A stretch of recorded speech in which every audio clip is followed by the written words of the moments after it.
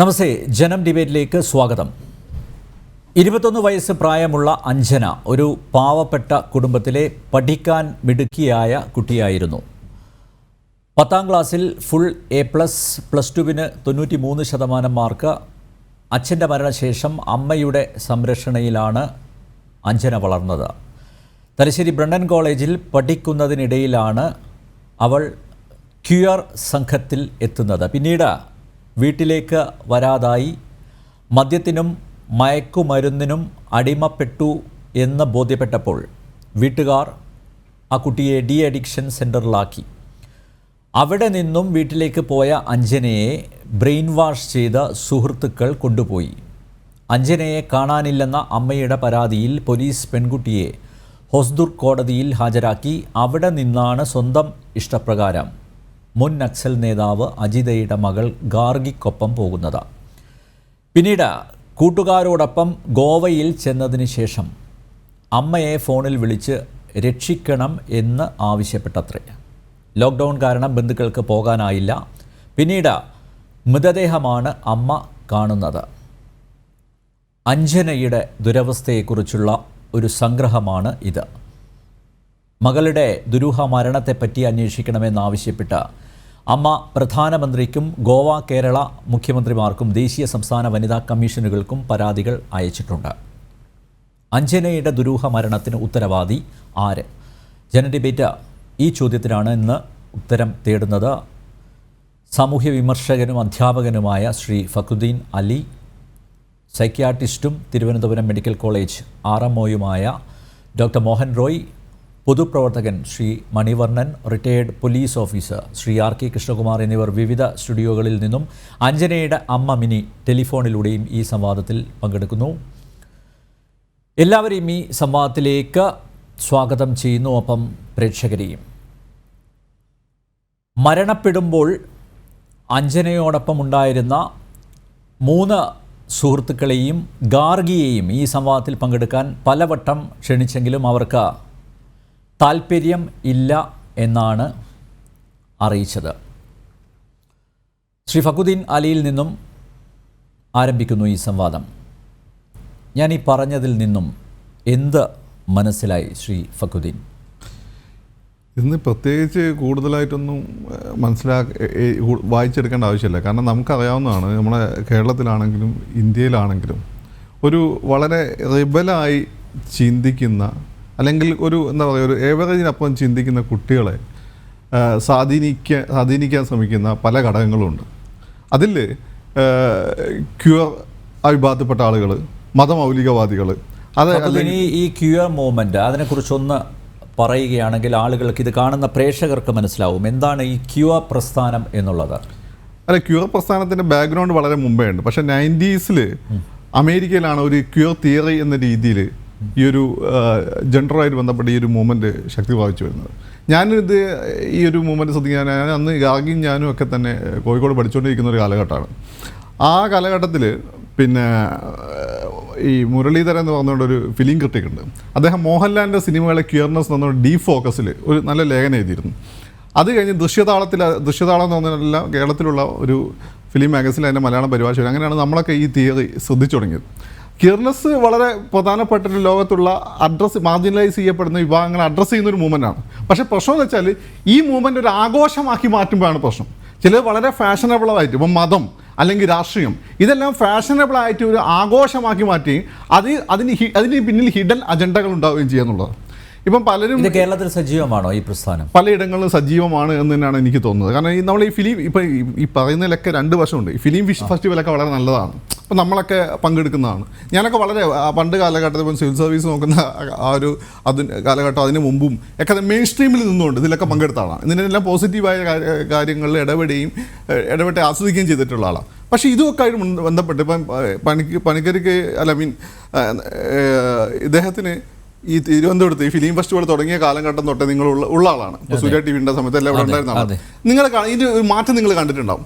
പണ്ടുള്ള film festival പങ്കെടുക്കുന്ന പോലെയാണ് ഇപ്പോൾ അതിന് പിന്നെ വേറെ ഒരു സംസ്കാരം തന്നെ രൂപം കൊണ്ടുവരികയും അത് നമ്മുടെ മുഖ്യധാരാ സംസ്കാരത്തെ വെല്ലുവിളിക്കണമെന്ന് ഞാൻ പറയില്ല. പക്ഷേ മുഖ്യധാരാ സംസ്കാരത്തെ വെല്ലുവിളിച്ചുകൊണ്ട് അത് ഒരു രാജ്യദ്രോഹപരമായിട്ടുള്ള ഇതിന് പുറത്ത് എൻ്റെ BJP എന്ന് പറഞ്ഞേക്കല്ലേ, വലിയ പേടിയാണ് ഇപ്പം പലതും പറയാൻ. രാജ്യദ്രോഹപരമായിട്ടുള്ള പ്രവണതകളിലേക്ക് പോയി കഞ്ചാവ്, മയക്കുമരുന്ന്, വെള്ളമണി മുമ്പ് ഉണ്ടായിരുന്നു തോന്നുന്നു, കഞ്ചാവ്, അതൊന്നും ഒരു ചർച്ചാ വിഷയം പോലും അല്ലാതെ ആവുന്ന ഒരു ഇത് പറയുന്നത് ഗ്രൂപ്പ് സെക്സ് ആണ്, അതിനാണ് ത്രസ്റ്റ് എന്നാണ് കേൾക്കുന്നത്. അല്ല, ഇതിൻ്റെ ഒരു ഭാഗമായിട്ട് ഇതെല്ലാം കടന്നു വരും. ഇത് പക്ഷേ നിങ്ങൾ ഈ പറയുന്ന പോലെ ഒരു എനിക്ക് തോന്നിയിട്ടുള്ള ഒരു പ്രായത്തിൻ്റെ ആഘോഷമൊന്നുമല്ല. ഇതിന് പിന്നെ വളരെ കൃത്യമായിട്ടുള്ള ഒരു അജണ്ടയുണ്ട്. ഇത് വളരെ അന്താരാഷ്ട്ര തലത്തിൽ തന്നെ അതിശക്തമായിട്ടുള്ള ഒരു പിന്നെ എന്താ പറയുക, മയക്കുമരുന്ന് മാഫിയ, അങ്ങനെയുള്ള ഒരു മാഫിയായിട്ട് ബന്ധപ്പെട്ടാണ്. ഇതിൻ്റെ തലം നിങ്ങൾ നോക്കിയാൽ മതി. മാവോയിസ്റ്റുകളും ഈ മാഫിയയും തമ്മിൽ ബന്ധമുണ്ട്, ഇസ്ലാമിസ്റ്റുകളും ഈ മാഫിയയും തമ്മിൽ ബന്ധമുണ്ട്. ഈ കോഴിക്കോട് അലന്താഹ വിഷയത്തിൽ മോഹൻ മാഷ തോന്നുന്നു ഈ കാര്യം വളരെ കൃത്യമായി പറഞ്ഞിട്ടുണ്ട്. നമ്മൾ അത് എല്ലാം അതിന് മുമ്പ് പറഞ്ഞു. പക്ഷേ ഇതിൻ്റെ പ്രശ്നം എന്താണെന്ന് വെച്ചാൽ ഇതൊക്കെ പറഞ്ഞു കഴിഞ്ഞാൽ പെട്ടെന്ന് നിങ്ങൾ അങ്ങ് ബ്രാൻഡ് ചെയ്യുന്നുള്ളതാണ്.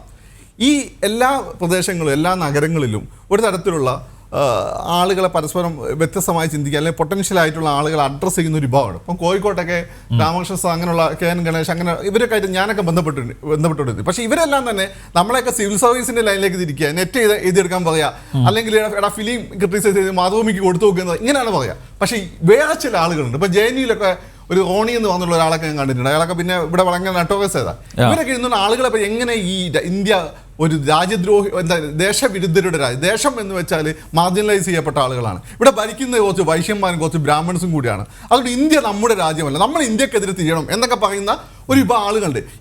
ഈ വൾണറബിൾ ആയിട്ടുള്ള ഏജിലുണ്ടല്ലോ, ഇപ്പം നമ്മളെയൊക്കെ വിട്ട് കൃത്യമായിട്ട് പിടിച്ചു നടത്താൻ ആളുകളുണ്ടായിരുന്നു. അങ്ങനെ അല്ലാത്ത കുട്ടികളെ, പൊട്ടൻഷ്യലായ കുട്ടികളെ വളരെ എളുപ്പം വഴിതെറ്റിക്കാൻ പറ്റും. സത്യത്തിൽ ആ ഒരു ദുരന്തത്തിന് ഇപ്പോൾ നടന്നുകൊണ്ടിരിക്കുന്ന, നാളെ ഉണ്ടാകുമ്പോൾ ഇത്തരം ദുരന്തത്തിൻ്റെ ഇന്ന് നമ്മൾ ചർച്ച ചെയ്യുന്ന ഒരു വിഷയം മാത്രമാണ് ഈ കുട്ടി. സീരിയസ് ആയിട്ടാണ് ഇതിന് പ്രശ്നമുണ്ട്. ഒരു പരിധി കൂടുതൽ കടന്നു കഴിഞ്ഞാൽ മനുഷ്യാവകാശ ലംഘനമാവും, സത്യമാണ്. പക്ഷേ ഇത് ശ്രദ്ധിച്ചിട്ടില്ലെങ്കിൽ ഇത്തരം ദുരന്തങ്ങൾ ആവർത്തിക്കുകയും രാജ്യത്തിന് തന്നെ ഭീഷണിയാവുകയും ചെയ്യും. അല്ല, ഇത് ഈ സെക്ഷുവാലിറ്റി, ജെൻഡർ ഇക്വാലിറ്റി തുടങ്ങിയ കാര്യങ്ങളൊക്കെ പറഞ്ഞാണ് ഇക്കൂട്ടർ നടക്കുന്നത്. അല്ല, ഇതിന് നേരത്തെ പറഞ്ഞതുപോലെ ഇതിന് രാഷ്ട്രീയത്തിൻ്റെ മറയുണ്ട്, മാത്രമല്ല മതത്തിൻ്റെ മറ നൽകുന്നുണ്ട്. അപ്പോൾ ഇത് എന്തെങ്കിലും ഒരു വിഷയം വരുമ്പോൾ ഇതിൽ അവർ ഒളിക്കുകയാണ്, ഈ ഒരു കവചത്തിൽ അവർ ഒളിക്കുകയാണ്. അതുകൊണ്ട് തന്നെ ഇവർ പിടിക്കപ്പെടുന്നില്ല എന്നതാണ് യാഥാർത്ഥ്യം. അല്ലേ, നമ്മൾ മതം ഉപയോഗിക്കുന്ന പോലെ, അല്ലെങ്കിൽ ദേശസ്നേഹം എന്ന് പറഞ്ഞ് മറ്റുള്ള ആളുകളെ തല്ലിക്കൊല്ലുന്ന പോലെ, ചില ഈ കുൽസിത ബുദ്ധിയുള്ള ആളുകൾ, ഹിഡൻ അജണ്ടയുള്ള ആൾ, ഇത്തരം മാഫിയകൾ, മനുഷ്യാവകാശം, ജെൻഡർ, ഇങ്ങനെ ചില മാസ്കുകൾ അവർ ഉപയോഗിക്കും. ഇവർ ഈ വിഭാഗങ്ങൾക്ക് വേണ്ടി കാര്യമായി എന്തോ ചെയ്യുന്നോ ചോദിച്ചാൽ ഉണ്ടാവില്ല. അത് പക്ഷേ ചെയ്യുന്നത് ഈ മുഖ്യധാരയിൽ നിൽക്കുന്ന ആളുകളും ഗവൺമെൻറ്റുകളും മറ്റുമായിരിക്കും. പക്ഷേ ഞങ്ങളാണ് ഇതെല്ലാം ചെയ്യുന്നത്, അവർക്ക് വേണ്ടി ഞങ്ങൾ ചെയ്യുന്നത് കൊണ്ടാണ് ഞങ്ങൾ ഒറ്റപ്പെടുന്നത് എന്നൊരു ഫീൽ അവർക്കുണ്ടാവും. ഇവർ ഈ നമ്മളിപ്പം പല സ്ഥലത്തും കണ്ടില്ലേ, മനുഷ്യന്മാരെ ഒരു എന്താ പറയുക, പിന്നെ ഒരു ബോംബാക്രമണം നടക്കുകയാണെങ്കിൽ അവിടെ ഭീകരവാദികൾ മാറുന്നത് സാധാരണ മനുഷ്യന്മാരെ അവർ ഉപയോഗിക്കുകയും ചെയ്യും, കവചമായി. ഇങ്ങനെ ഒരു കവചമായിട്ട് ഉപയോഗിക്കുകയാണ്. ഇതിൻ്റെ പിന്നിൽ കൃത്യമായ പൊളിറ്റിക്സിന് ഈ രാഷ്ട്രീയ പാർട്ടികൾ അങ്ങോട്ടും ഇങ്ങോട്ടും കുറ്റം പറയാതെ, അതിന് പുറത്ത് എന്തെങ്കിലും രാഷ്ട്രീയ ലാഭം ആളുകളെ നേടിയെടുക്കാൻ ശ്രമിക്കാതെ ഒരുമിച്ച് നിന്ന് ചർച്ച ചെയ്യുകയും അങ്ങനെ ഒരുമിച്ച് അഡ്രസ്സ് ചെയ്യുകയും ചെയ്യേണ്ട ഒരു പ്രോബ്ലമാണത്. യെസ്, ഞാൻ താങ്കളിലേക്ക് തിരിച്ചു വരാം. മണിവർണ്ണൻ, അഞ്ജനയുടെ കുടുംബ സുഹൃത്ത്, കണ്ണൂരിൽ നിന്ന് ചേരുന്നു. ശ്രീ മണിവർണ്ണൻ, അഞ്ജനയെക്കുറിച്ച് താങ്കൾക്ക് എന്താണ് പറയാനുള്ളത്? ഈ കുട്ടി വഴിതെറ്റുന്നത് തലശ്ശേരി ബ്രണ്ണൻ കോളേജിൽ എത്തിയതിന് ശേഷമാണ് അല്ലേ? ഞാൻ ആമുഖത്തിൽ ചൂണ്ടിക്കാണിച്ചതുപോലെ പഠിക്കാൻ മിടുക്കിയായിട്ടുള്ള ഒരു കുട്ടി. പക്ഷേ ഈ കുട്ടി ഒരു വലയിൽ അകപ്പെടുന്നു. അതാണ് ഞാൻ നേരത്തെ ചൂണ്ടിക്കാണിച്ച ഈ ക്യൂർ മൂവ്മെൻറ്റ്. അതിനുശേഷം ആ വല ഭേദിക്കാൻ ആ കുട്ടി ശ്രമം നടത്തി. മാത്രമല്ല വീട്ടുകാരും ഈ കുട്ടിയെ പഴയ അഞ്ജനയാക്കാൻ അവരും ശ്രമിച്ചു. പക്ഷേ അതിൽ വിജയിച്ചില്ല. ഒടുവിൽ മരണത്തിൽ അഭയം പ്രാപിച്ചു. ഇതിൽ ദുരൂഹതയുണ്ട് എന്ന്, അഞ്ജനയുടെ മരണത്തിൽ ദുരൂഹതയുണ്ട് എന്ന് സംശയിക്കാനുള്ള കാരണങ്ങൾ എന്തൊക്കെയാണ് ശ്രീ മണിവർണ്ണൻ?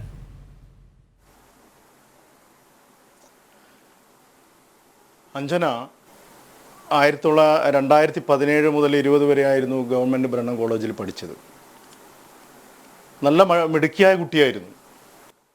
2019 ജൂലൈ മാസത്തോടുകൂടി അഞ്ജന പ്രണോയ് പ്രസൂൺ എന്ന് പറയുന്ന ഒരു യുവാവുമായിട്ട് പരിചയത്തിലായി.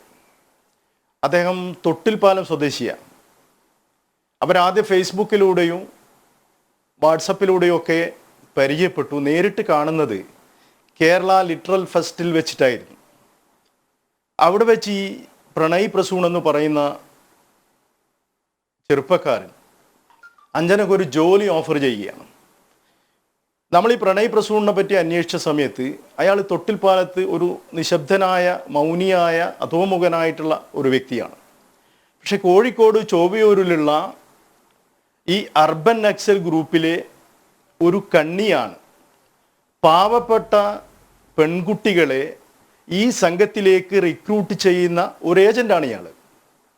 ഇദ്ദേഹം 12,000 രൂപ പ്രതിമാസം ശമ്പളം പറഞ്ഞുകൊണ്ട് അഞ്ജനക്ക് ആദ്യമായിട്ടൊരു ജോലി ഓഫർ ചെയ്യുക. സ്റ്റുഡൻറ് എംപവർമെൻറ്റ് ഫൗണ്ടേഷൻ എന്ന് പറയുന്ന NGOവിൽ ഒരു ജോലിയാണ് ഓഫർ ചെയ്തിരിക്കുന്നത്. ഈ പ്രസ്ഥാനത്തിന്, ഈ NGOവിന് കേരളത്തിൽ 4 ഓഫീസുകളുണ്ട്. കൊല്ലം കുണ്ടറയിലുണ്ട്, കോഴിക്കോടുണ്ട്, വടകരയുണ്ട്. അങ്ങനെ 4 കേരളത്തിലെ ഓഫീസുകൾ വെച്ച് പ്രവർത്തിക്കുന്ന ഒരു നിഗൂഢമായ സംഘടനയാണിത്. അഞ്ജന എന്ന് പറയുന്ന പെൺകുട്ടി ആദ്യമായി കൊല്ലം കുണ്ടറയിലായിരുന്നു ഈ NGOവിന് വേണ്ടി പ്രവർത്തനം തുടങ്ങിയത്. ആ 2019 ആഗസ്റ്റ് മാസമാകുമ്പോഴേക്കും അവൾ പൂർണ്ണമായും കുണ്ടറയിൽ നിന്ന് മാറി കോഴിക്കോട് ചോവയൂരിലുള്ള ഈ പ്രസ്ഥാനത്തിൻ്റെ അർബൻ നക്സലുകളുടെയും ഈ ഫെമിനിസ്റ്റുകളുടെയും ഓഫീസിലെ അന്തേവാസിയായി. അവിടെ വെച്ച് മദ്യത്തിനും മയക്കുമരുന്നിനും അടിമയായി.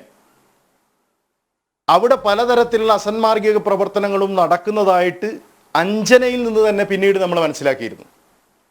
അഞ്ജന ഈ നിഗൂഢമായ സംഘത്തിൽ അംഗമായതിനു ശേഷം അമ്മയുമായി പലപ്പോഴും ഫോണിൽ ബന്ധപ്പെടാറുണ്ടായിരുന്നു. അമ്മ വിളിക്കുന്ന സമയത്തൊക്കെ കുഴഞ്ഞ നാവുകളോടുകൂടി തികച്ചും മദ്യത്തിനും ലഹരിക്കും അടിമയായിട്ടുള്ള അഞ്ജനയുടെ മറുപടിയായിരുന്നു അമ്മ ശ്രവിച്ചത്. അവളെ എങ്ങനെയെങ്കിലും അവിടെ നിന്ന് രക്ഷപ്പെടുത്തണം എന്നുള്ള ഉദ്ദേശത്തോടു കൂടി ലോക്കൽ പോലീസിൽ പരാതി കൊടുത്ത സമയത്ത് പോലീസ് ഗാർഗിയെയും മറ്റും വിളിച്ച് സംസാരിച്ചപ്പം പോലീസിനെ ഭീഷണിപ്പെടുത്തിയതായ സംഭവങ്ങൾ ഉണ്ടായിട്ടുണ്ട്. കൂടാതെ അഞ്ജനയുടെ അമ്മയായിട്ടുള്ള മിനിയുടെ അമ്മയുടെ വീട് തളിപ്പറമ്പിലാണ്. ആ വീട്ടിൽ കോഴിക്കോട് നിന്നും ഇവർ ഗ്യാങ്ങായി വന്ന് വീട് ആക്രമിച്ചതായ സംഭവങ്ങളും അതിൻ്റെ പരാതി ഉണ്ടായിട്ടുണ്ട്. യഥാർത്ഥത്തിൽ ഈ സ്റ്റുഡൻറ് എംപവർമെൻറ്റ് ഫൗണ്ടേഷൻ എന്ന് പറയുന്ന പ്രസ്ഥാനം അല്ലെങ്കിൽ NGO എന്താണ് ചെയ്യുന്നത് എന്ന് ഇന്നും പോലീസിന് പോലും അജ്ഞാതമാണ്. പാവപ്പെട്ട പെൺകുട്ടികളെ ഇവിടത്തേക്ക് റിക്രൂട്ട് ചെയ്തു കൊണ്ടുവന്ന് അർബൻ നക്സലിൻ്റെ ഭാഗമാക്കി, ഈ ജിഹാദി നക്സലിൻ്റെ ഭാഗമാക്കി അവരെ സാമൂഹ്യ വിരുദ്ധ പ്രവർത്തനത്തിനും ദേശവിരുദ്ധ പ്രവർത്തനത്തിനും പ്രേരിപ്പിക്കുകയാണ്. അഞ്ജനയെ ഒരു ഘട്ടത്തിൽ വീട്ടിൽ തിരിച്ചു കൊണ്ടുവന്ന സമയത്ത് അവൾ പറയുകയുണ്ടായി, അലൻ താഹ പോലുള്ള ആളുകൾ നിരന്തരമായി ചോവയൂരുള്ള ഓഫീസിൽ വരാറുണ്ടെന്നും ആ സംഘത്തിന് വേണ്ട മദ്യവും മയക്കുമരുന്നും എത്തിക്കുന്നത് ഇവരാണെന്ന. മൻസൂർ കൊച്ചുകടവ്, അലൻ താഹ, കേൾക്കുന്നുണ്ട് ശ്രീ മണിവർണ്ണൻ. റഹിന ഫാത്തിമ, ഇങ്ങനെയുള്ള ആളുകൾ, മൃദുല ഭവാനി കരിവള്ളൂരുള്ള, ഇവരൊക്കെ നിരന്തരമായി ഈ ഓഫീസുമായി ബന്ധപ്പെടുന്നവരാണ്. ഈ ഓഫീസിൽ എന്താണ് നടക്കുന്നത് എന്ന് പറഞ്ഞാൽ തികച്ചും അരാജകത്വം നിറഞ്ഞ പ്രവൃത്തിയാണ്. ഒരു സ്ത്രീയുടെ കൂടെ 3-4 പുരുഷന്മാർ ശയിക്കുന്നു. ഒരു പുരുഷന്റെ കൂടെ 3-4 സ്ത്രീകളുമായി ബന്ധപ്പെടുന്നതായ സംഭവങ്ങൾ അവിടെ നടക്കുന്നു എന്ന് സുഖപ്പെടുത്തിയതിന് ശേഷം അഞ്ജന അവരുടെ സുഹൃത്തുക്കളോടും അമ്മയോടും ബന്ധുക്കളോടും പറയുകയുണ്ടായി. അഞ്ജനയെ അവിടെ നിന്നും അനുജത്തിയെ കൊണ്ട് ഫോൺ ചെയ്യിച്ച് കണ്ണൂരിൽ വിളിച്ചു വരുത്തിയ സമയത്ത് അവൾ തികച്ചും ലഹരിക്ക് അടിമയായിരുന്നു.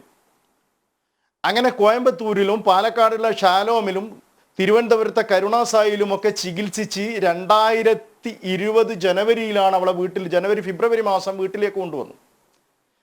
മാർച്ച് മാസം 11-ാം തീയതി ബ്രണ്ണൻ കോളേജിൽ നിന്നും അവരുടെ 2 സുഹൃത്തുക്കൾ, നീതു എന്നും ജീന എന്നും പേരുള്ള 2 സുഹൃത്തുക്കൾ സെൻഡ് ഓഫിൻ എന്ന് പറഞ്ഞിട്ടായിരുന്നു അഞ്ജനയെ വീണ്ടും വിളിച്ചത്. പക്ഷെ അന്ന് കോളേജിൽ പോയി അവൾ തിരിച്ചു വന്നില്ല. അമ്മയെ വിളിച്ചിട്ട് പറഞ്ഞു, ഗാർഗി ചേച്ചിക്ക് വീണിട്ട് എന്തോ പരിക്ക് പറ്റീന്, അവരെ കാണാൻ ഞാൻ കോഴിക്കോട് പോവുകയാണെന്ന്. അങ്ങനെ ഗാർഗിയെ കാണാൻ പോയ അഞ്ജന വരാത്തതിൻ്റെ അടിസ്ഥാനത്തിൽ പിറ്റേ ദിവസം ഓസ്തുർഗ് പോലീസിൽ പരാതി കൊടുത്തു. പോലീസ് വളരെ വിശദമായി അന്വേഷിച്ചു. അദ്ദേഹം പോലീസ് ഓഫീസറുമായിട്ട് നമ്മൾ സംസാരിച്ചു. അവരും ഈ കാര്യങ്ങളെല്ലാം തന്നെ അംഗീകരിക്കുക. അവർ പിറ്റേ ദിവസം സ്റ്റേഷനിൽ വിളിപ്പിച്ച് ഒരു കാറിൽ ഈ പറയുന്ന ഗാർഗി, രഹ്ന, ശബരി, സുൽഫത്ത് ഇവരൊക്കെ തന്നെ പോലീസ് സ്റ്റേഷനിൽ തികച്ചും മദ്യപിച്ചിട്ട് ലഹരി കടിമയായിട്ട് വന്നിട്ട് ബഹളം വെക്കുകയായിരുന്നു. പോലീസ് ഈ കുട്ടിയെ കോടതിയിൽ ഹാജരാക്കിയ സമയത്ത് അവരുടെ ഗാർഡിയൻഷിപ്പ് ഏറ്റെടുത്തുകൊണ്ട് ഗാർഗിയാണ് കൊണ്ടുപോയത്. നമ്മളന്ന് വക്കീൽ മുഖാന്തരം സ്വാഭാവികമായിട്ടും ഒരാവശ്യം ഉന്നയിച്ചിരുന്നു. ആരാണ് ഇവളെ കൊണ്ടുപോകുന്നത്, അവർക്കതിൻ്റെ ഗാർഡിയൻഷിപ്പ് ഏറ്റെടുക്കുന്നതായി നമുക്ക് രേഖാമൂലം വേണമെന്ന്. പക്ഷെ കോടതിയിൽ നിന്ന് ഏൽപ്പിച്ചതുകൊണ്ട് നമുക്കങ്ങനെ അവർ തയ്യാറായില്ല. അന്നേ നമ്മൾ സംശയിച്ചിരുന്നു രഹ്ന ഈ നമ്മുടെ അഞ്ജനയ്ക്ക് ഇത്തരത്തിലൊരു അപകടം വരാൻ പോവുകയാണ്. അഞ്ജനെ ഒരു വർഷമായിട്ട് അറിയുന്നത് ചിന്നു സുൽഫത്ത് എന്നാണ്, സുൽഫിഗർ എന്നാണ്. അതെപ്പോഴാണ് ആ നാമകരണം ശ്രീ മണിവർണ്ണൻ ആ നാമകരണം എപ്പോഴാണ് നടന്നത്? അഞ്ജന എങ്ങനെ ചിന്നുവായി? ആരാണ് ചിന്നുവാക്കിയത്? അത് ഈ ഒരു വർഷത്തിൽ കഴിഞ്ഞ 2019 ഓഗസ്റ്റ് മാസത്തോടുകൂടി കോഴിക്കോടിലെ ചോവയൂർ ഓഫീസിൽ ഇവരുടെ താമസം തുടങ്ങിയതിന് ശേഷം ഇവരുടെ ലൈംഗിക പാർട്ട്ണറായിട്ടാണ് ഈ സുൽഫത്ത് അറിയപ്പെടാൻ. അവർ പരസ്യമായിട്ട് ഈ പോലീസ് സ്റ്റേഷനിൽ വന്നപ്പോൾ പറഞ്ഞു, എൻ്റെ കാമുകിയാണിത്, എനിക്ക് ഇവളില്ലാതെ ജീവിക്കാൻ സാധിക്കില്ല എന്ന് ഈ സുൽഫത്ത് എന്ന് പറയുന്ന, സുൽഫിഗർ എന്ന് പറയുന്ന പെൺകുട്ടി ഹോസ്ദുർഗ് പോലീസ് സ്റ്റേഷനിൽ വെച്ച് പറയുകയുണ്ടായി. അതിന് ഈ അഞ്ജനയുടെ അമ്മയും സുഹൃത്തുക്കളും അവർക്ക് വേണ്ടി ഈ കാര്യങ്ങൾ ചെയ്യുന്ന ആളുകളൊക്കെ സാക്ഷിയായിരുന്നു. അവിടെ നിന്ന് തിരിച്ച് കോഴിക്കോട് പോയതിന് ശേഷം അഞ്ജനയ്ക്ക് ഒരു ചെറിയ അപകടം പറ്റിയെന്നാണ് വീട്ടിൽ അറിയാൻ സാധിച്ചത്. അഞ്ജനയുടെ ഒരു കൈ ഒടിഞ്ഞിരുന്നു. അത് അവിടെ വെച്ച് തല്ലിയൊടിച്ചതാണോ എന്നും വിശ്വസിക്കുന്നു, അതല്ല വീണ് പറ്റിയതാണോ എന്നും സംശയിക്കുന്നുണ്ട്.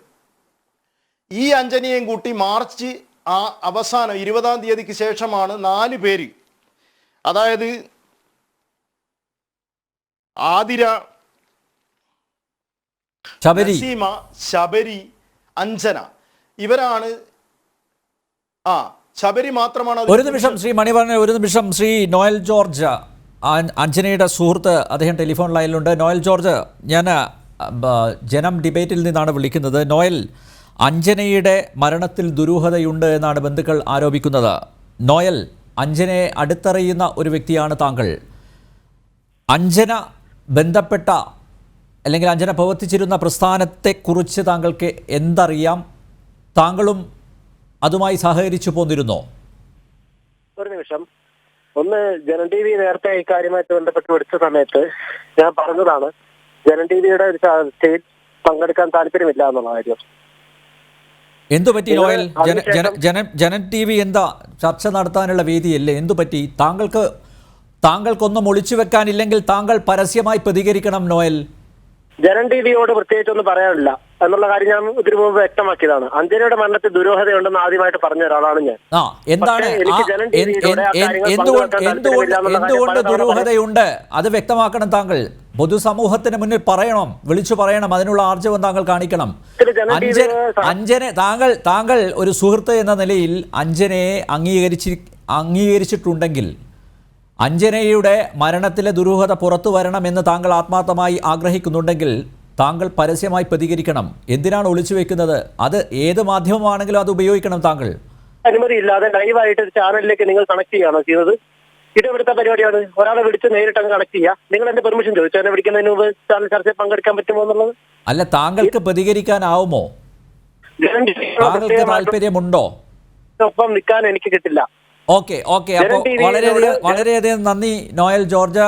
അഞ്ജനയുടെ പല സുഹൃത്തുക്കളെയും ഈ ചർച്ചയിലേക്ക് ഞങ്ങൾ ക്ഷണിച്ചിരുന്നു. പക്ഷേ അവരൊക്കെ പങ്കെടുക്കാൻ താല്പര്യമില്ല എന്നാണ് അറിയിച്ചത്. നല്ലത്, ഒരു കണക്കിന് അത് നല്ലതാണ്. പക്ഷേ എപ്പോഴെങ്കിലും നോയൽ ഉൾപ്പെടെയുള്ളവർക്ക് സത്യം തുറന്നു പറയേണ്ടി വരും. ആ ഒരവസ്ഥ താമസിയാതെ ഉണ്ടാവും. നോയൽ, വളരെയധികം നന്ദി ഇത്രയും സംസാരിച്ചതിന്. ഞാൻ വീണ്ടും മണിവർണ്ണനിലേക്ക് പോവുകയാണ്. ശ്രീ മണിവർണ്ണൻ, താങ്കൾക്ക് തുടരാം.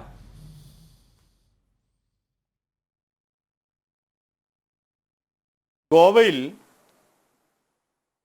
അവർ താമസിച്ചത് ഇല്ല എന്ന് പറയുന്ന ILLA എന്ന് പറയുന്ന ഒരു റിസോർട്ടിലാണ്. അത്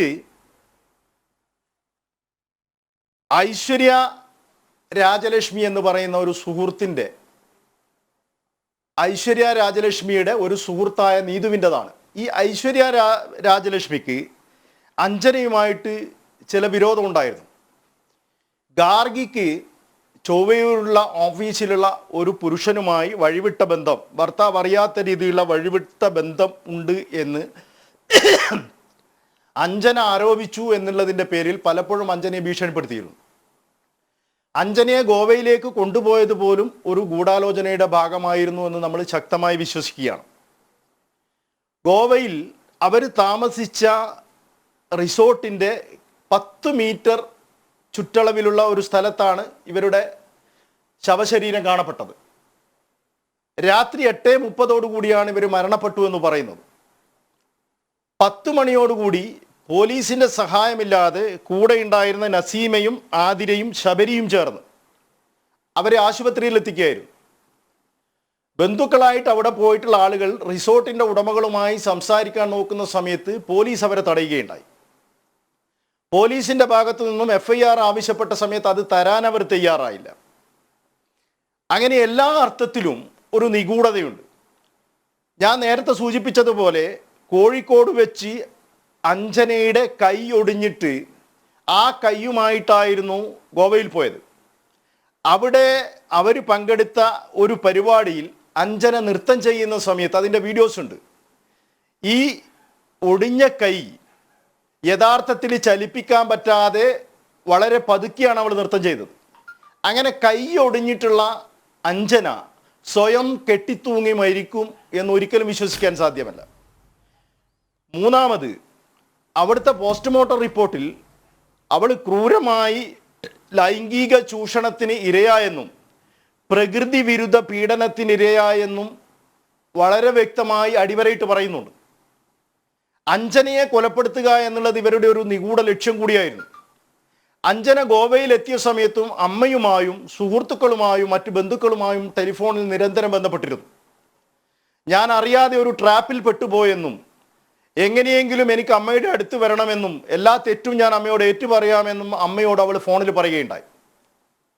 അങ്ങനെ അഞ്ജന ഈ ട്രാപ്പിൽ നിന്നും പുറത്തു വന്നാൽ അവിടെ നടക്കുന്ന ഗൂഢാലോചനകൾ, അലനും താഹയും പോലുള്ള ആളുകൾ ഇവർക്ക് വേണ്ട മയക്കുമരുന്ന് എത്തിക്കുന്നത് ഉൾപ്പെടെയുള്ള, അതുപോലെ മൃദുല ഭവാനിയെ പോലുള്ള ആളുകൾക്ക് ഇതുമായുള്ള ബന്ധം, മൻസൂർ കൊച്ചുകടവിന് ഈ പ്രസ്ഥാനവുമായിട്ടുള്ള ബന്ധം, ഇതൊക്കെ പുറത്താകും എന്നുള്ള വിശ്വാസത്തിൻ്റെ അടിസ്ഥാനത്തിൽ നേരത്തെ പറഞ്ഞ ഐശ്വര്യ രാജലക്ഷ്മിയും ഗാർഗിയും ഈ കൂടെ പോയിട്ടുള്ള നസീമയും ഇവരൊക്കെ ചേർന്ന് ക്രൂരമായി ലൈംഗിക ചൂഷണം നടത്തി, പ്രകൃതി വിരുദ്ധ പീഡനം നടത്തി, ഒരു പാവപ്പെട്ട വീട്ടിലെ നിസ്സഹയായിട്ടുള്ള ഒരു പെൺകുഞ്ഞിനെ ക്രൂരമായി കൊല ചെയ്യപ്പെടുകയുണ്ടായിരുന്നു.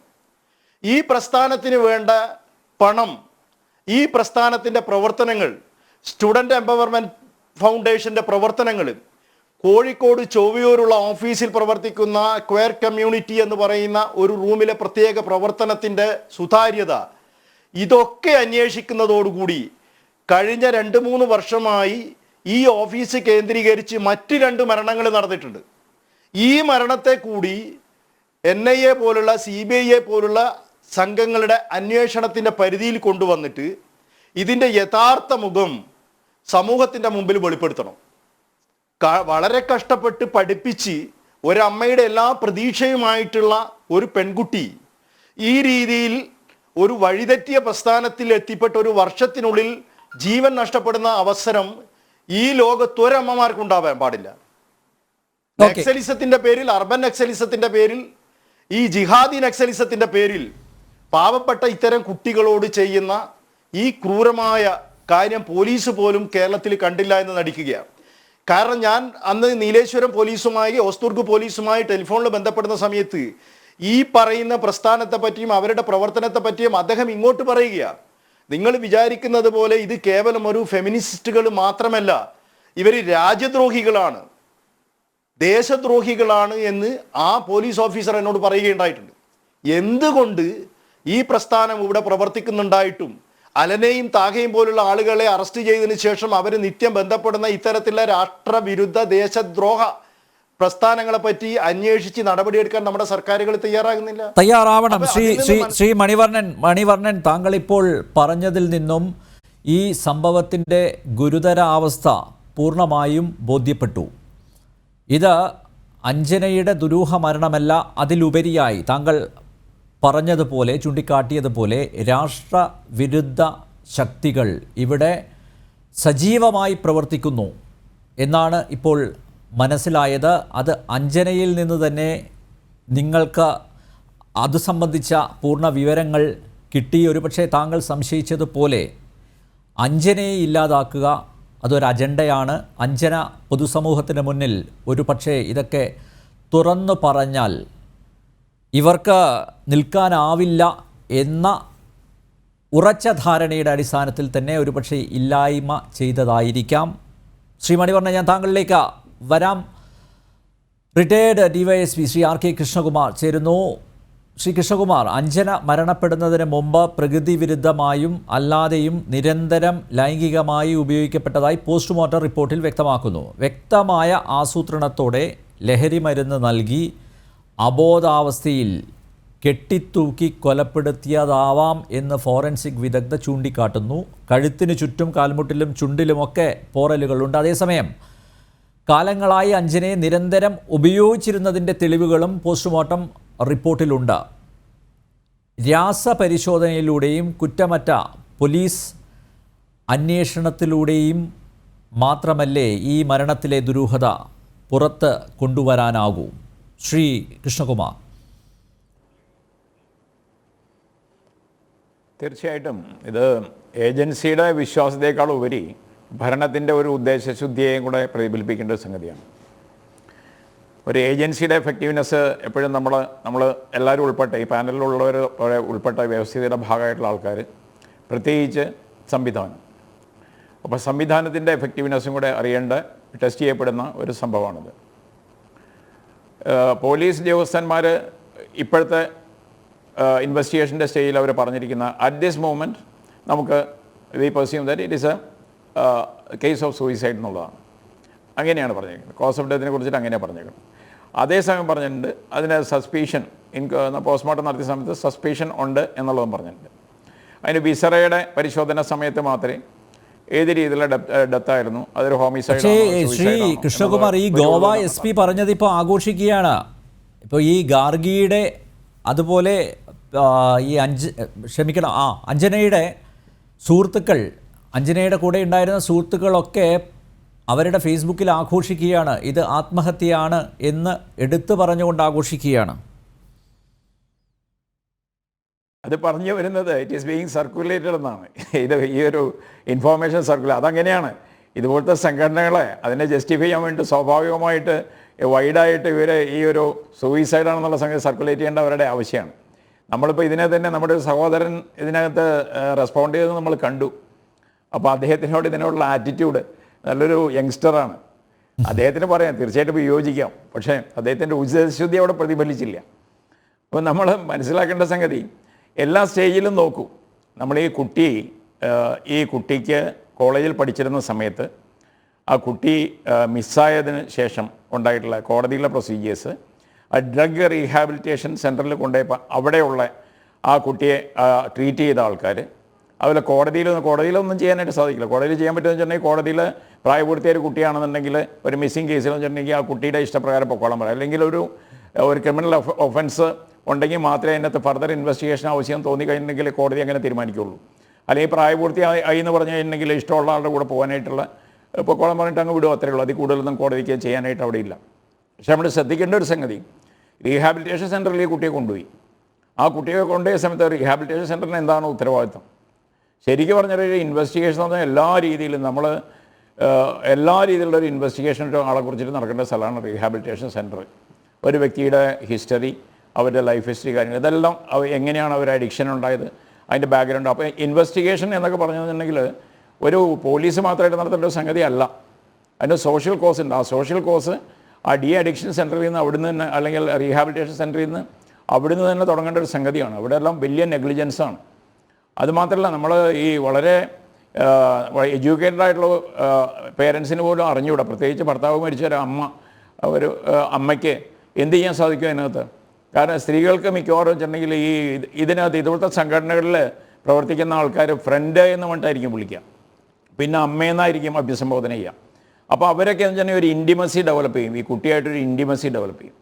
ആ ഇൻറ്റിമസി ഡെവലപ്പ് ചെയ്തിട്ട് ഇവർ ഭയങ്കര നമ്മുടെ ആ കുട്ടിയുടെ എല്ലാ നന്മയ്ക്കുമാണ് കാര്യങ്ങൾ ചെയ്യുന്നത്, ഈ ഓർഗനൈസേഷൻ അതിനാണെന്നൊക്കെ അവർ പ്രിട്ടൻഡ് ചെയ്തിട്ട് ആ രീതിയിൽ അവരുടെ ആക്ടിവിറ്റീസായിട്ട് ഇത് ചെയ്യും.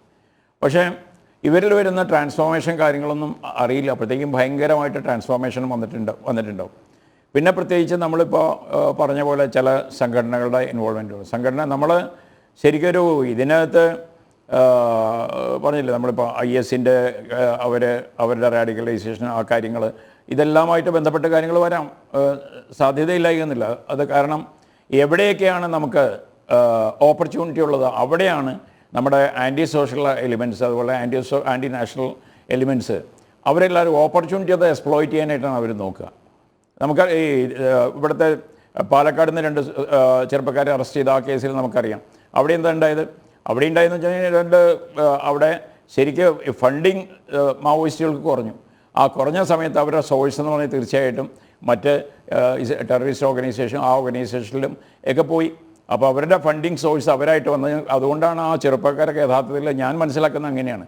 അപ്പോൾ ഒരു സോഴ്സ് എന്നുള്ള നിലയ്ക്ക് അവരെ ആ പിള്ളേരെ അതിനകത്തേക്ക് ഇൻവോൾവ് ചെയ്യിപ്പിച്ചു, അവരെ മാവോയിസ്റ്റുകളായിട്ട് അവരെ ട്രാൻസ്ഫോം ചെയ്തു.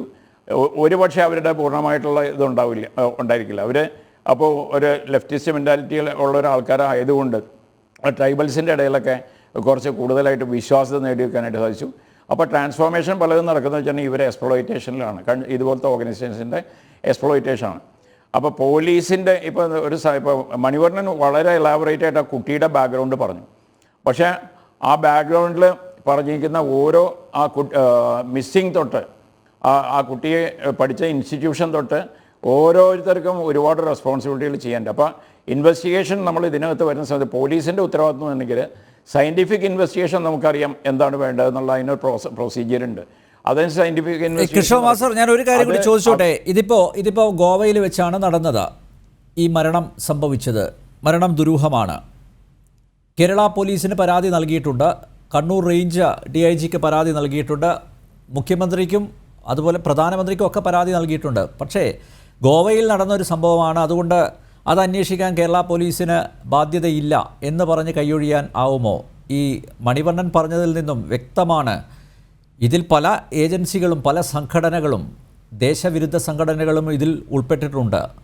അപ്പോൾ അതൊരു വിശാലമായ അന്വേഷണത്തിലേക്ക് കൊണ്ടുപോകേണ്ടതല്ലേ? ഒരുപക്ഷെ ഈ ഒരു ജൂറിസ്ഡിക്ഷൻ്റെ കാര്യം പറഞ്ഞ് ഒരുപക്ഷെ ഈ അന്വേഷണത്തെ ഗോവയിൽ ഒതുക്കുമോ? അതും മാത്രമല്ല, ഇപ്പോൾ SP പറഞ്ഞിരിക്കുന്നത് ഇതൊരു ആത്മഹത്യയാണെന്നാണ്. അത് ഈ കൂടെയുള്ള സുഹൃത്തുക്കൾ അത് ഫേസ്ബുക്കിലിട്ട് ആഘോഷിക്കുകയും ചെയ്യുന്നു. അപ്പോൾ അന്വേഷണം അവിടെ ഒതുക്കപ്പെടുമോ? വലിയൊരു തലത്തിലേക്ക് ഈ അന്വേഷണം കൊണ്ടുപോകേണ്ടതല്ലേ? തീർച്ചയായിട്ടും നാഷണൽ ഏജൻസികൾക്ക് ഒരു കമ്പൽഷൻ ഉണ്ടാവും. ആ കമ്പൽഷൻ വരുന്ന സമയത്ത് നമ്മൾ പല കേസുകളും നാഷണൽ സെക്യൂരിറ്റിയെ സംബന്ധിക്കുന്ന കേസ്, ഇൻ്റേണൽ സെക്യൂരിറ്റിയെ സംബന്ധിക്കുന്ന കേസുകൾ വരുന്ന സമയത്ത് അതിൻ്റെ സോഴ്സുകൾ ഡെവലപ്പ് ചെയ്യുന്നതിൽ പിന്നോക്ക് ഓരോ സംസ്ഥാനങ്ങൾ ചിലപ്പോൾ രാഷ്ട്രീയം കൊണ്ടായിരിക്കാം മറ്റു കാര്യം പിന്നോട്ട് പോകുന്ന സമയത്ത് അവിടെ നാഷണൽ ഏജൻസികൾ അവർ ഇൻ്റർവ്യൂൻ ചെയ്യുന്നത് കാണാനായിട്ട് സാധിക്കും. അപ്പോൾ ആ അവസ്ഥയിൽ എന്താ ചെയ്യുകയെന്ന് വെച്ച് കഴിഞ്ഞിട്ടുണ്ടെങ്കിൽ തീർച്ചയായിട്ടും മറ്റുള്ള സംസ്ഥാനങ്ങളിൽ പോയിട്ട് ഇവിടുത്തെ ഉദ്യോഗസ്ഥന്മാർ പോയിട്ട് അവിടെയുള്ള ഡീറ്റെയിൽസ് അവർ കളക്ട് ചെയ്യും. അതിൻ്റെ കേരള ലിങ്ക് എന്നാന്നുള്ളതും ഇതിനകത്ത് ഒരുപാട് ഏരിയാസ് ഉണ്ട്. ഒന്ന് ഡ്രഗ് ട്രാഫിക്കിംഗ് ഉണ്ട്, ഇതിന് ഡ്രഗ് ട്രാഫിക്കിംഗ് ഉണ്ട്. അതുമാത്രമല്ല ശരിക്കും പറഞ്ഞിട്ടുണ്ടെങ്കിൽ പെൺവാണിഭ സംഘങ്ങൾ ഇതിനകത്ത് ഉൾപ്പെട്ടിട്ടുണ്ട്. അതുപോലെ ചിലപ്പോൾ നമ്മൾ വിചാരിക്കാത്ത തലത്തിലേക്കൊക്കെ ഇത് പോയിന്നിരിക്കുന്നു സ്വാഭാവികമായിട്ട്. പിന്നെ ഈ മാവോയിസ്റ്റ് ആംഗിളൊക്കെ വന്നു കഴിയുമ്പോൾ അവർക്ക് ഇതൊക്കെ ശരിക്കും ഈ റാഡിക്കലൈസ് ചെയ്യപ്പെടുന്ന ആൾക്കാർ സൗകര്യങ്ങൾക്ക് വേണ്ടി ചില ആൾക്കാർ പ്രസ്ഥാനങ്ങളിൽ ചേരുന്ന ആൾക്കാരുണ്ട്. കാരണം ചില പ്രസ്ഥാനങ്ങളുടെ ഭാഗമായി കഴിഞ്ഞിട്ടുണ്ടെങ്കിൽ ചിലപ്പോൾ ഉദ്യോഗസ്ഥന്മാരെ ടാർഗറ്റ് ചെയ്യാറുണ്ട്. അപ്പോൾ ഞങ്ങളൊക്കെ മനസ്സിലാക്കിയ ചില സംഘടനകളൊക്കെ ഉദ്യോഗസ്ഥന്മാരെ ടാർഗറ്റ് ചെയ്യവർ ഉദ്യോഗസ്ഥന്മാരെ ടാർഗറ്റ് ചെയ്തിട്ട് അവരവരുടെ വേദികളിൽ കൊണ്ടിട്ട് സംസാരിപ്പിക്കും. അതിന് ഇന്ന സംഘടന ഒന്നുമില്ല. അപ്പോൾ എന്നിട്ട് അവർക്ക് പറ്റിയ രീതിയിൽ അവരെ പ്രസൻറ്റ് ചെയ്ത് കഴിഞ്ഞിട്ട് ഞങ്ങളുടെ ആളാണ് ഇത് എന്ന് ചെയ്യും. അതുപോലെ തന്നെ ചില സാംസ്കാരിക നായകന്മാർ, ചില നല്ല ഉദ്ദേശത്തിലുള്ള ആൾക്കാരെ കൊണ്ടുവന്നിട്ട് വളരെ സാർ, ഞാനൊന്ന് ഇടപെടുകയാണ്. അഞ്ജനയുടെ അമ്മ ടെലിഫോൺ ലൈനിലുണ്ട്. അഞ്ജനയുടെ അമ്മയോട് ചില കാര്യങ്ങൾ ചോദിക്കാനുണ്ട്. അഞ്ജന ഏറ്റവും ഒടുവിൽ ഫോണിൽ വിളിച്ചത് ഗോവയിൽ നിന്ന് തന്നെയാണോ?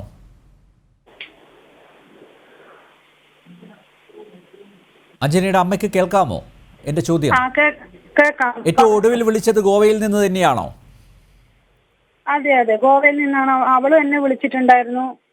മരിക്കുന്നതിന് കുറച്ച് ദിവസം മുമ്പേ എൻ്റെ അടുത്ത് പറഞ്ഞിട്ടുണ്ടായിരുന്നു, അമ്മ എന്നെ എങ്ങനെയും ഇവിടുന്ന് രക്ഷിക്കണം, എനിക്ക് ഇവിടുന്ന് വരാൻ പറ്റാത്തൊരു സാഹചര്യത്തിലുള്ള ഒരു ടൈമിൽ പെട്ടുപോയി ഞാൻ വീട്ടിൽ നിന്ന് ഇറങ്ങിപ്പോയത് തന്നെ വലിയൊരു തെറ്റായി പോയി. അമ്മ എൻ്റെ അടുത്ത് ക്ഷമിക്കണം, എനിക്ക് അമ്മയും അനിയത്തി അല്ലാതെ വേറെ ആരും ഇല്ല, അവരെ കൂടെ ജീവിക്കണം, എനിക്ക് സന്തോഷമായിട്ട് അമ്മ ഏതായാലും ചെയ്യാൻ.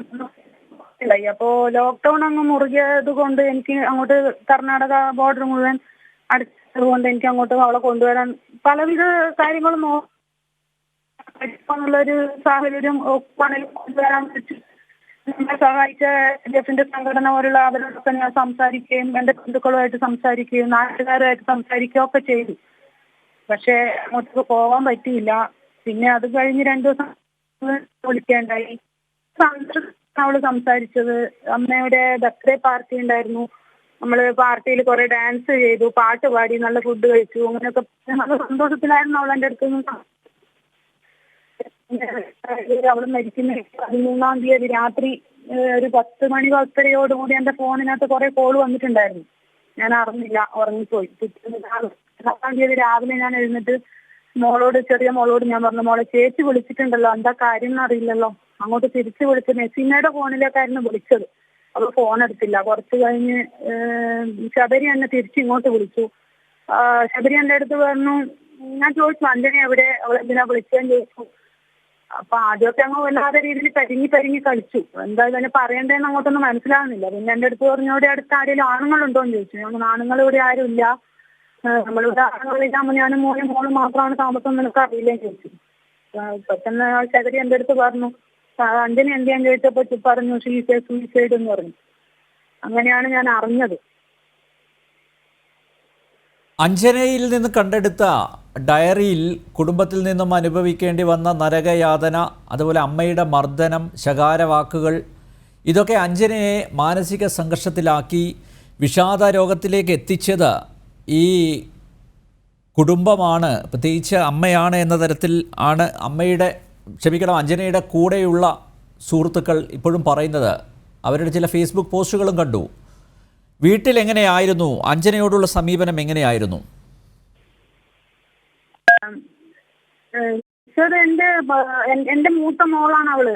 അച്ഛനില്ലാതെ 10-20 വർഷം എനിക്ക് അവളെ വളർത്താൻ പറ്റുമെങ്കിൽ ഈ ഒരു വർഷത്തിനിടയിലാണ് എനിക്ക് അവളോട് ഈ സാർ ഇപ്പൊ പറഞ്ഞ പോലെ രീതിയിലുള്ള ദേഷ്യവും കാര്യങ്ങളൊക്കെ വരേണ്ടത്. അത് തന്നെയല്ല, ഞാൻ എന്തിനാണ് എന്റെ മക്കളെ അങ്ങനെ ചെയ്യേണ്ട ആവശ്യം എന്താന്ന്? അവളോട് അങ്ങനെ ഒരു യാതൊരു വിധത്തിലും നമ്മൾ ആരും തന്നെ പെരുമാറിയിട്ടില്ല. പ്രത്യേകിച്ച് ഞാനൊന്നും പെരുമാറിയിട്ടില്ല. അവള് ഡീഅഡിക്ഷൻ സെന്ററിൽ കൊണ്ടുപോവുകയും 2-3 സ്ഥലത്ത് മാറി ചികിത്സിക്കുകയും ഒക്കെ ചെയ്തിട്ടും വീട്ടിൽ വന്നിട്ട് പോലും നല്ല രീതിയിലല്ലാതെ ഒരു മോശമായ രീതിയിൽ ഒന്നും വർത്താനവും പറഞ്ഞിട്ടില്ല, ഒന്നും ചെയ്തിട്ടില്ല. അമ്പലത്തിൽ പോകണമെന്ന് അവൾ എൻ്റെ അടുത്ത് ഇങ്ങോട്ട് പറഞ്ഞു, മൂകാംബിക ക്ഷേത്രത്തിൽ പോകണമെന്ന് പറഞ്ഞു. പോയി വന്ന് 2 ദിവസം കഴിഞ്ഞപ്പോഴാണ് അവള് കോളേജിലെ 2 കുട്ടികൾ ജീനയൊക്കെ വിളിച്ചിട്ട് ഇവിടെ ഹോസ്റ്റലിലെ ചെറിയ പരിപാടി ഉണ്ട്, ഒന്നിങ്ങോട്ട് വരണം അഞ്ജന എന്ന് പറഞ്ഞ് വിളിച്ചിട്ട് പോയത്. അങ്ങനെയാണ് ഇവിടുന്ന് ലാസ്റ്റ് വീട്ടിൽ നിന്ന് ഇറങ്ങി പോകുന്നത്. അവര് കൂട്ടുകാരികൾ പറയുന്ന പോലുള്ള കാര്യങ്ങളൊന്നും ഇതുവരെ അങ്ങനെ ഒരു സംഭവം ഇല്ല. അല്ല, ഈ ഡി അഡിക്ഷൻ സെന്ററിൽ നിന്നും വന്നതിന് ശേഷം സാധാരണ ജീവിതത്തിലേക്ക് അഞ്ജന തിരിച്ചെത്തിയോ? എത്തി. തീർച്ചയായും നല്ല ഹാപ്പിയായി, നല്ല സന്തോഷത്തിൽ മുമ്പുണ്ടായിരുന്നതിനേക്കാൾ. അതായത് നമുക്ക് കണ്ണൂർ റെയിൽവേ സ്റ്റേഷനിൽ അവളെ കിട്ടുന്ന സമയത്ത് ഇങ്ങനെ അവസ്ഥയായിരുന്നു. കണ്ണ് മാത്രമേ ഉണ്ടായിരുന്നുള്ളൂ. അപ്പൊ അവളൊക്കെ ഒത്തി നല്ലൊരു ഡ്രസ്സ് പോലും അവള് ധരിച്ചിരുന്നില്ല. വല്ലാത്തൊരു അവസ്ഥയിൽ ഇങ്ങനെ ക്ഷീണം വന്ന് വീഴുന്ന അവസ്ഥയിലായിരുന്നു നമുക്ക് അവളെ കിട്ടിയത്. അവിടുന്നാണ് നമ്മൾ നേരെ പാലക്കാടല്ല ബസ് കൊണ്ടുപോയത് കോയമ്പത്തൂര്, അവിടുന്ന് പിന്നെ പാലക്കാട് കൊണ്ടുപോയി. അവിടുന്ന് അത്രയും നല്ലൊരു മാറ്റം ഇല്ലാതുകൊണ്ടാണ് തിരുവനന്തപുരം കരുണാസായിൽ കൊണ്ടുപോയി 2 മാസത്തോളം അവിടെ ചികിത്സിപ്പിച്ചതും. അവിടുന്ന് അവളുടെ ബ്ലഡ് ടെസ്റ്റ് ചെയ്തപ്പോഴൊക്കെ ആൽക്കഹോളിന്റെ ഡ്രഗിന്റെ ഒക്കെ ഇത് കണ്ടെത്തി. അങ്ങനെ അവൾക്ക് വേണ്ടുന്ന എല്ലാ കാര്യങ്ങളും കൗൺസിലിങ്ങും കാര്യങ്ങളും ഒക്കെ ചെയ്ത് ഇങ്ങോട്ട് കൊണ്ടുവന്നതായിരുന്നു. നല്ല സന്തോഷത്തോടെ ഉണ്ടായിരുന്ന കുട്ടിയാണ്. അവളന്ന് കോളേജിൽ ഇവിടുന്ന് ഇറങ്ങി പോകുന്നത് വരെ അവൾ നല്ല മോളായിട്ട് ഉണ്ടായിരുന്നതാണ്. പിന്നെ അവർക്ക് പരാതി കൊടുക്കുകയും ഹോസ്പിറ്റൽ സ്റ്റേഷനിലേക്ക് വരികയും ചെയ്ത സമയത്താണ് അതിന് വരുന്നതിന് കുറച്ചൊരു അരമണിക്കൂർ മുമ്പേ അവളെ ലൈവായിട്ട് പോസ്റ്റ് ചെയ്തു. അത് ഞാൻ ഇപ്പോഴും വിശ്വസിക്കുന്നു അവരെന്തെങ്കിലും പറഞ്ഞ് ഭീഷണിപ്പെടുത്തിയിട്ട് ചെയ്തതാവാം. കൈയും പൊട്ടിയിട്ട് ഒരു ഇടത്തെ കൈ കെട്ടിയിട്ടായിരുന്നു അവള് വന്നത്. അപ്പൊ ഞാൻ അവളടുത്ത് ചോദിച്ചു, കാഞ്ഞങ്ങാട് ഹോസ്പിറ്റൽ സ്റ്റേഷനിൽ വന്നപ്പോൾ ഞാൻ അവളടുത്ത് ചോദിച്ചു, അവര് നിന്റെ കൈ തല്ലി പൊട്ടിച്ചോ മോളെയും ചോദിച്ചു. അവളൊന്നും അടുത്ത് സംസാരിച്ചില്ല. അവിടുന്നാണ് മജിസ്ട്രേറ്റിന്റെ മുന്നിൽ ഹാജരാക്കുകയും ഗാർജിയുടെ കൂടെ പോകണമെന്ന് പറഞ്ഞിട്ട് പോവുകയുണ്ടായത്. ഇപ്പോൾ പോലീസിൽ പരാതി നൽകിയിട്ടുണ്ട് അല്ലേ? ഇത് ഗോവ പോലീസ് ആത്മഹത്യയാണെന്നാണ് പറയുന്നത്. പക്ഷേ നേരത്തെ നിങ്ങളുടെ കുടുംബ സുഹൃത്ത് ശ്രീ മണിവർണ്ണൻ പറയുകയുണ്ടായി, ഒരു വലിയൊരു കഥ തന്നെ അദ്ദേഹം ഇവിടെ പറയുകയുണ്ടായി. ഇതിൽ ഈ സംഘടനകളുടെ, പ്രത്യേകിച്ച് മതതീവ്രവാദ സംഘടനകളുടെ ഇൻവോൾവ്മെൻ്റ് ഒക്കെ ഇത് ഉണ്ട് ഈ വിഷയത്തിൽ. അപ്പോൾ അത് വിശാലമായ ഒരു അന്വേഷണത്തിലേക്ക് പോവേണ്ടതല്ലേ? അതെ അതെ അതെ, തീർച്ചയായും. എന്താന്ന് വെച്ച് കഴിഞ്ഞാല് അവള് എൻ്റെ അടുത്ത് പറഞ്ഞു, അവിടെ എത്തി ഗോവയിലെത്തിയതിന് ശേഷം എൻ്റെ അടുത്ത് ഒരു പ്രാവശ്യം പറഞ്ഞു വിളിച്ചപ്പോ, അമ്മ ഇവര് നല്ല ആൾക്കാരല്ല, എനിക്ക് തെറ്റ് പറ്റിപ്പോയി എന്നാണ് അവള് പറഞ്ഞത്. എന്താ വെച്ചാല് ഞാൻ വീട്ടിൽ നിന്ന് ഇറങ്ങി വരണ്ടായിരുന്നു എന്ന് പറഞ്ഞു. എനിക്ക് വീട്ടിലോട്ട് തന്നെ തിരിച്ചു വരണം, അമ്മ പരമാവധി ശ്രമിക്കണം എന്നാണ് എൻ്റെ അടുത്ത് പറഞ്ഞത്. അപ്പൊ എനിക്ക് മനസ്സിലായി അവള് ഒരുപാട് അവിടെ കിടന്ന് അനുഭവിച്ചിട്ടുണ്ട് അവരെവിടെയെന്ന്. അതുകൊണ്ട് ഇതിന്റെ കൂടെ എൻ്റെ മോക്ക്, അതായത് നമുക്ക് നല്ലൊരു എന്റേതായ ഒരു കുടുംബത്തിന്റെ നമ്മളെ വലിയ സ്വപ്നമാണ് അവർ തകർത്തത്. അവൾക്ക് പഠിക്കണം, IAS എടുക്കണം, എല്ലാം പഠിക്കാൻ നല്ല മികച്ചായിട്ടുണ്ടായിരുന്ന കുട്ടിയായിരുന്നു. ചെറുപ്പം മുതലേ അവൾ അമ്പലത്തിൽ മാല കെട്ടി പൂജാരിക്ക് കൊണ്ടു കൊടുക്കുന്ന സ്വഭാവം വരെ അവൾക്കുണ്ടായിരുന്നു. അവിടെ ഇവരെ കൂടെ കൂടിയ പിന്നെ അവള് ഒരു ദൈവവിശ്വാസി അല്ലാതായി. അവിടെ ചെന്ന് കുറച്ച് ഇവിടെ രാത്രി പോയതിനു ശേഷമാണ് അഞ്ജന പിന്നെ ഹരീഷ് എന്നുള്ള പേര് മാറ്റി ചിന്നു സുൽഫിക്കർ എന്ന് ഇട്ടതും. അത് ഞാൻ അവളടുത്ത് ചോദിക്കണ്ടായി, അച്ഛനിട്ട പേരല്ലേ മോളെ, നീ എന്തിനാ മാറ്റിയെന്ന് ചോദിച്ചപ്പോ എൻ്റെ അടുത്ത് പറഞ്ഞു, ഗാർഗി നിർബന്ധിച്ചിട്ട് ഇട്ടതാമേ, അതൊരു 2 മാസം കഴിഞ്ഞിട്ടാകുമ്പോൾ ഞാനത് തന്നെ കളഞ്ഞോളാന്ന് പറഞ്ഞു എൻ്റെ അടുത്ത്. അപ്പോ ഇത് മാത്രമല്ല, ഇതിന്റെ ഇടയിൽ ഒരുപാട് കുട്ടികൾ ഇവരുടെ ഗ്യാങ്ങിൽ പെട്ടിട്ടുണ്ട്. ചിലപ്പോ നമുക്ക് നഷ്ടപ്പെടാനുള്ളത് ഒരു തീരാ ദുഃഖം തന്നെയാണ്. അത് ഈ ജന്മം മൊത്തം അനുഭവിച്ച് തീർക്കുക എന്നുള്ളത് മാത്രമേ ഉള്ളൂ. പക്ഷെ ഇനിയൊരു അമ്മയ്ക്കും, ഒരു പെറ്റമ്മയ്ക്ക് ഒരു മോളെയായാലും മോനെയായാലും നഷ്ടപ്പെടാൻ പാടില്ല. അതുകൊണ്ട് ഇവരുടേതായ ഗ്യാങ് എന്തൊക്കെയാണോ, ഏത് രീതിയിലാണോ പ്രവർത്തിക്കുന്നത്, അതിന്റെ നിയമത്തിന്റെ മുന്നിൽ കൊണ്ടുവന്ന് എന്റെ മോക്കുണ്ടായത് എന്താണെന്ന് വെച്ച് കഴിഞ്ഞാൽ അത് നിയമത്തിന്റെ മുന്നിൽ കൊണ്ടുവന്നിട്ട് അത് എല്ലാവരും അറിയണം. അതിന് വേണ്ടുന്ന പരമാവധി ശിക്ഷ കിട്ടുക തന്നെ ചെയ്യണം. അമ്മ, കൂടുതൽ ചോദ്യങ്ങളിലേക്ക് ഞാൻ കടക്കുന്നില്ല. എന്തായാലും വ്യക്തമായി നീതിപൂർവകമായിട്ടുള്ള അന്വേഷണം ഈ വിഷയത്തിൽ ഉണ്ടാവണം. അമ്മ ആഗ്രഹിക്കുന്നത് പോലെ അത് നടക്കട്ടെ എന്ന് ഞങ്ങളും ആശിക്കുന്നു. തിരിച്ചെത്താം ഒരു ചെറിയ ഇടവേള.